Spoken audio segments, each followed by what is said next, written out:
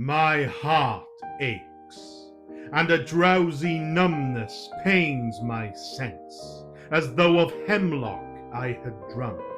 or emptied some dull opiate to the drains 1 minute past, and leafy wards had sunk.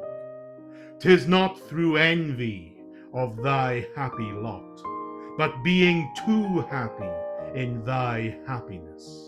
that thou, light-winged dryad of the trees, in some melodious plot of beeching green and shadows numberless,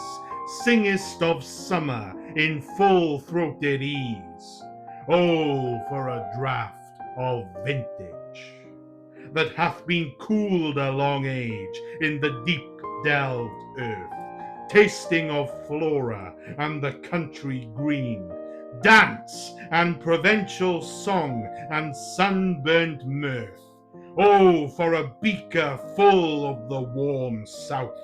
full of the true, the blushful hippocrene, with beaded bubbles winking at the brim, and purple-stained mouth, that I might drink and leave the world unseen, and with thee fade away into the forests